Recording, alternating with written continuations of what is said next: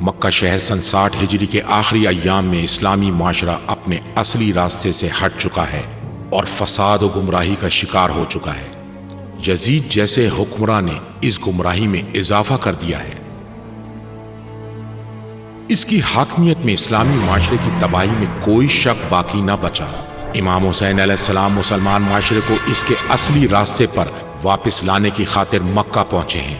مکے کے مناسب حالات مددگار ہیں کہ وہ ملک کی دینی اور سیاسی صورتحال سے متعلق لوگوں کے ذہنوں کو صاف کریں، لیکن کیا دل حقیقت کو قبول کرنے کے لیے آمادہ ہیں؟ کیا وہ تاثیر جو امام علیہ السلام چاہتے ہیں وہ نظر آ رہی ہے؟ یہاں یہ سوال ہوتا ہے کہ کیا یہ سارے لوگ اسلامی اقتدار کے حامی اور ان کا ساتھ دینے والے تھے، یا جاہلیت کے اقتدار کی پیروی کر رہے تھے؟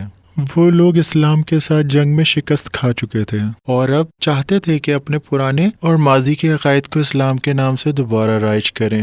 وہ چاہتے تھے کہ ہر وہ چیز جس کو رد کر دیا گیا تھا اور اسے ممنوع قرار دیا گیا تھا، اسے واپس لے آئیں۔ جب امام مکہ تشریف لائے تو انہوں نے وہی بات کی، بیعت نہ کریں۔ دوسری طرف یہاں وہی غیر یقینی صورتحال سے استفادہ کیا۔ آپ لوگ غلط فہمی کا شکار ہیں، یزید ایسا نہیں ہے۔ امام یہاں تک آگے بڑھے کہ یزید نے دیکھا کہ اگر حسین ابن علی کو اس سے زیادہ مہلت دی تو حسین ابن علی کی طرف سے پردہ چاک کرنے کا سلسلہ کسی انقلاب کا پیش خیمہ بن جائے گا، لہٰذا مکہ میں قاتلین کا ایک گروہ بھیجا۔ اپنی حکومت کے زمانے میں انجام دی جانے والی معاویہ کی کوششیں اب نتیجہ دینے لگی تھیں۔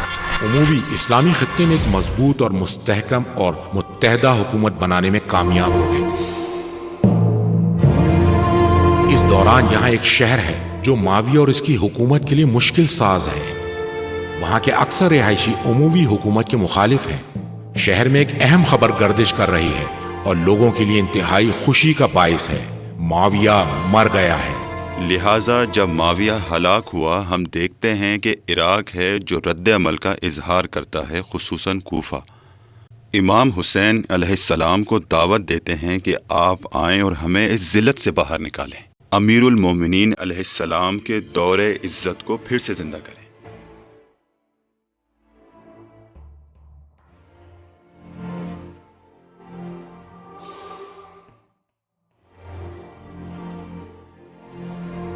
کوفہ کی معاشرتی ساخت اس لحاظ سے ایک نرم اور قابل نفوذ ساخت تھی۔ دوسری طرف وہاں کی فضا اور کوفہ کے فوجی نظام نے انہیں ایک خاص مزاج بنا دیا تھا۔ وہ لوگ خود کو اسلامی فتح اور جنگ کے سپہ سالار تصور کرتے تھے، جنہوں نے ممالک کو فتح کیا تھا اور بہت سارے غنائم حاصل کیے تھے۔ انہوں نے دوسروں کو اسلام کی دعوت دی تھی۔ ان لوگوں نے خود کے لیے غیر جانبدار رہنے کا فیصلہ کر رکھا تھا۔ ایسے حالات تھے کہ کوفیوں کو کسی ایک شخص کے زیر فرمان لانا بہت مشکل تھا۔ اس ترکیب کا نام کوفہ تھا۔ 3 دہائیاں گزر چکی ہیں کہ کوفہ ایک بڑا شہر بن چکا ہے۔ یہ شہر ابتدا میں مسلمانوں کی ایک مضبوط چھاؤنی تھی۔ وقت گزرنے کے ساتھ فوجی اور بعض سیاسی گروہ جیسے خوارج بھی اس شہر میں رہائش پذیر ہو گئے۔ امام حسین علیہ السلام کوفے کے لوگوں کو اچھی طرح سے جانتے ہیں اور اس شہر کے بڑوں کے ساتھ رابطے میں بھی ہیں۔ کوفہ میں چونکہ بہت سے اصحاب پیغمبر رہائش پذیر تھے اور مشہور ترین صحابہ وہاں موجود تھے، لہٰذا دوسرے شہروں کی نسبت اس کی اہمیت کچھ زیادہ تھی۔ خاص طور پر کوفہ کی سپہ تھی جس نے ایران کی ساسانی حکومت کو شکست دی اور نہاوند کی جنگ کے جسے فتح الفتوح کہا جاتا ہے اس جنگ میں کامیابی حاصل کی، لہٰذا دوسرے اہم شہروں کی نسبت اس کی اہمیت کچھ زیادہ ہو گئی تھی۔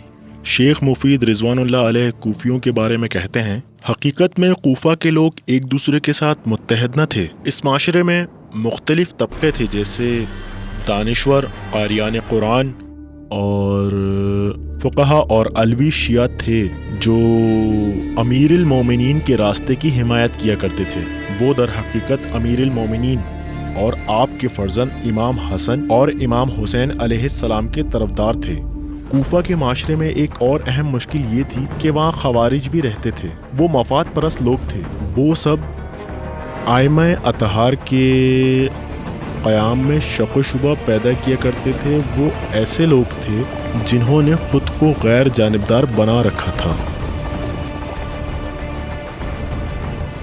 ان کے لیے امام حسین علیہ السلام کی پیروی یا یزید ابن معاویہ کی پیروی کوئی اہمیت نہ رکھتی تھی۔ میرے خیال میں امام علیہ السلام کوفیوں کے ساتھ ایک خاص حکمت کے ساتھ چل رہے تھے۔ جیسا کہ ہم جانتے ہیں امام علیہ السلام اپنے بابا امیر المومنین حضرت علی ابن ابی طالب علیہ السلام کی خلافت کے زمانے میں اور اپنے بھائی امام حسن علیہ السلام کی خلافت کے 6 ماہ کے دوران کوفہ میں رہے تھے۔ میرے خیال میں اس معاشرے سے متعلق امام حسین کی شناخت ایک کامیاب شناخت تھی۔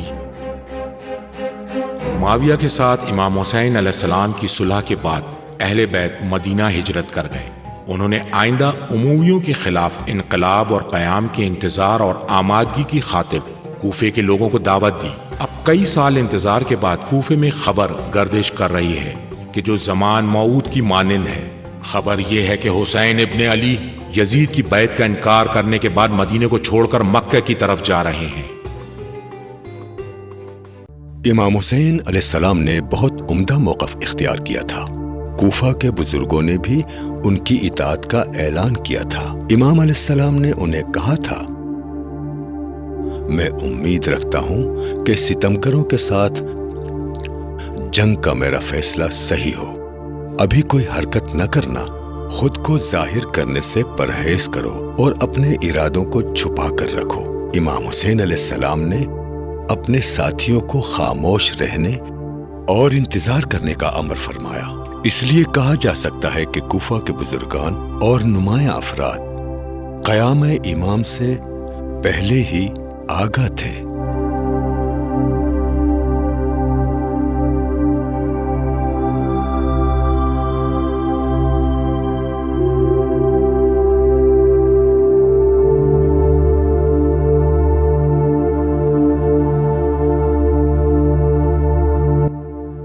اور جب امام عالی مقام نے کوفہ چھوڑا تھا تو جانتے تھے کہ دوبارہ اس شہر کی طرف آنا ہے، واپس آئیں گے اور قیام کریں گے۔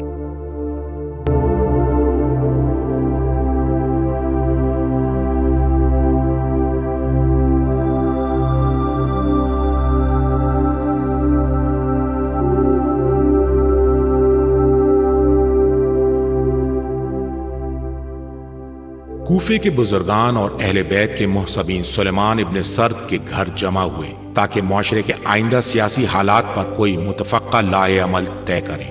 سب کی مشترکہ رائے یہ تھی کہ امام حسین علیہ السلام کو کوفے آنے کی دعوت دی جائے۔